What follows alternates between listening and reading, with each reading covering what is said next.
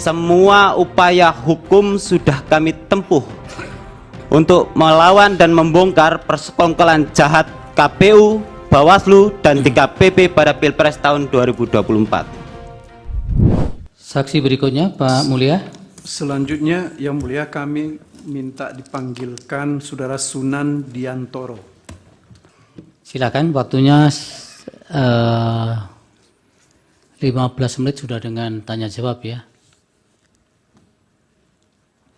Terima kasih Yang Mulia. Bismillahirrahmanirrahim. Allahumma hdi qaumi fa innahum la ya'lamun. Assalamualaikum warahmatullahi wabarakatuh. Yang terhormat Majelis Hakim Mahkamah Konstitusi, para kuasa hukum pemohon, termohon dan pihak terkait, serta seluruh rakyat Indonesia yang sedang menyaksikan persidangan ini. Nama saya Sunan Diantoro, saya adalah kuasa hukum dari Dr. Demas Brian Wicaksono yang melaporkan KPU di DKPP.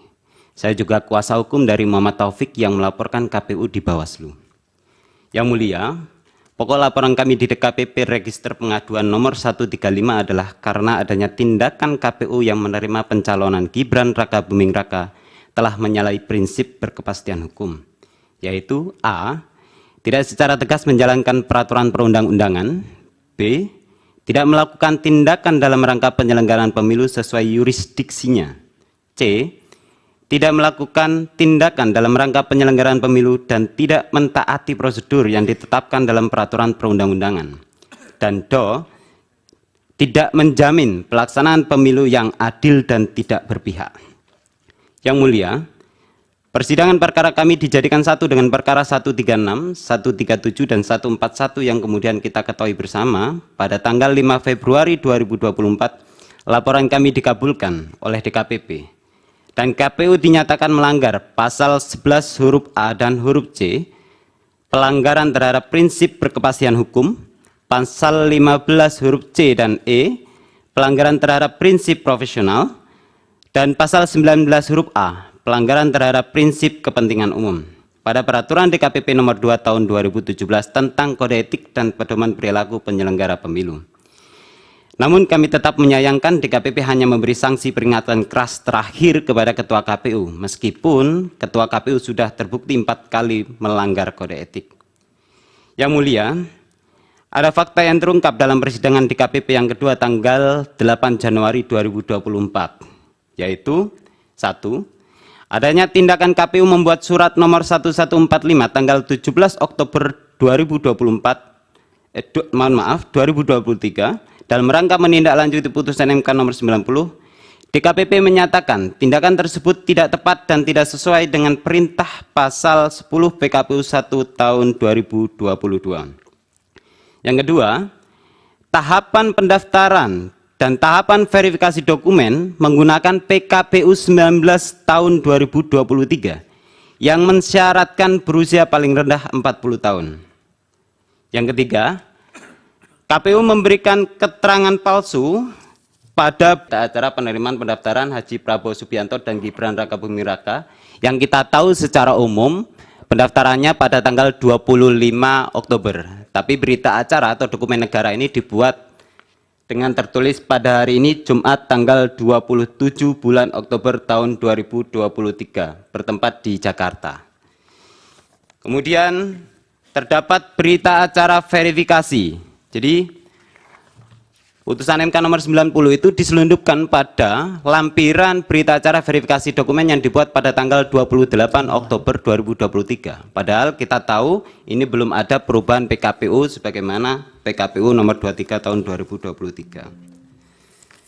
Kemudian Yang Mulia, tanggal 8 Januari 2024, Bawaslu juga hadir di dalam sidang sebagai pihak terkait. Pada saat itu Bawaslu berdalih tidak dapat melakukan pengawasan untuk menguji keabsahan dan validitas dokumen pencalonan karena tidak dapat mengakses SILON atau Sistem Informasi Pencalonan.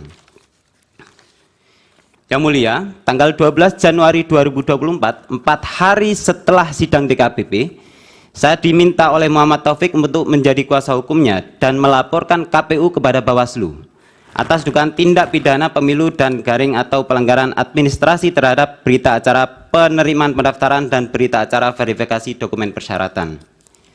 Kemudian kami mendapat surat elektronik nomor 49 tahun 2024 dari Bawaslu tanggal 17 Januari 2024 terkait pemberitahuan tentang status laporan kami tanggal 12 Januari 2024. Dalam surat tersebut, Bawaslu menyatakan laporan kami tidak memenuhi syarat material.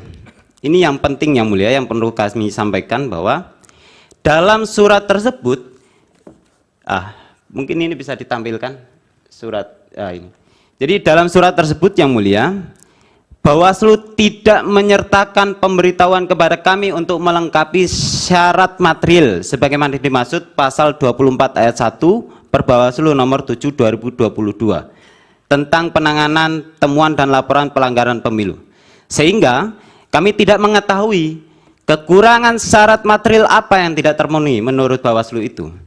Dan apa upaya hukum yang dapat kami tindak lanjuti dari surat Bawaslu tersebut. Jika merujuk per Bawaslu kan kami harusnya diberikan ruang untuk memperbaiki, tapi itu tidak ada. Kemudian yang mulia, padahal pada pelanggaran yang kami maksud disaksikan sendiri oleh Bawaslu pada sidang DKPP tanggal 8 Januari 2024. Jadi alasan kami membuat laporan ke Bawaslu itu juga karena Bawaslu tidak menjadikan pelanggaran-pelanggaran tersebut sebagai temuan. Kemudian setelah putusan DKPP tanggal 5 Februari 2024 sebagai kuasa hukum kami berkirim surat kepada KPU untuk memperbaiki dan merubah berita acara penerimaan pendaftaran, berita acara verifikasi dokumen persyaratan, dan surat keputusan KPU tentang penetapan pasangan calon. Karena tidak diindahkan tanggal 7 Februari 2024 kami mensomasi KPU untuk segera beritikat baik melakukan perbaikan tersebut, namun sampai sekarang tidak ada perbaikan dokumen-dokumen negara yang kami maksudkan disebut. Yang mulia, atas pelanggaran-pelanggaran KPU tersebut dan tidak adanya pengawasan yang dilakukan oleh Bawaslu, pada tanggal 12 Februari 2024 kami melaporkan seluruh anggota KPU dan seluruh anggota Bawaslu di DKPP.